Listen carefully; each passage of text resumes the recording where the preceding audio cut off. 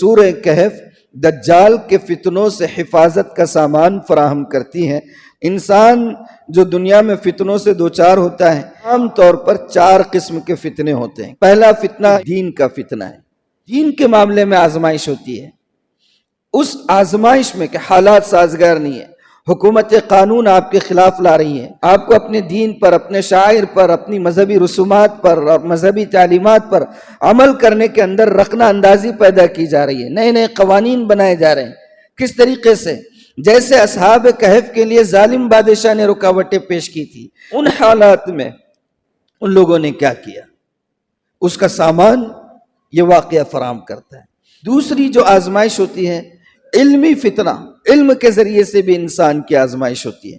کبھی انسان کو اللہ تعالیٰ صلاحیتوں سے نواز دے اور اس کے اندر طلاقت اور سلاست زبان میں آ جائے اور روانی آ جائے، یا بہت ساری چیزیں وہ علوم کو حاصل کر لیں، تو وہ یہ محسوس کرنے لگتا ہے کہ اب ہم چوں منے دیگری نیست، میں کامل ہو گیا ہوں، میں مکمل ہو گیا ہوں۔ یہی وہ سوچ ہوتی ہے جو سوچ انسان کو زوال کی طرف لے جاتی ہے۔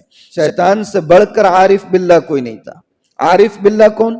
جو اللہ کا مزاج شناس ہو، اس کو عارف باللہ کہتے ہیں۔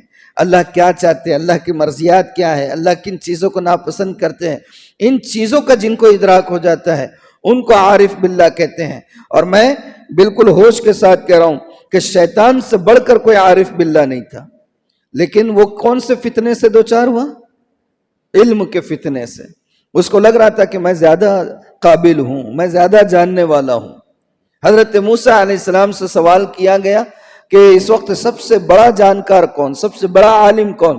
بجائے اس کے کہ حضرت موسیٰ علیہ السلام علم کی نسبت اللہ کی طرف کرتے ہیں، انہوں نے چونکہ خود نبی تھے اور ان کا سوچنا بالکل صحیح تھا کہ وقت پر نبی سے بڑھ کر کوئی عالم نہیں ہو سکتا، حضرت نے یہ کہہ دیا تھا کہ میں ہوں، اور اللہ کو یہ بات پسند نہیں آئی۔ دانوے تلمذ وقت کے نبی کو ایک غیر نبی کے سامنے طے کرنا پڑا۔ دین کا فتنہ، علم کا فتنہ، مالی فتنہ، اور اس کے ساتھ ساتھ ہے حکومت کا، اقتدار کا، سیاست کا، کرسی کا فتنہ۔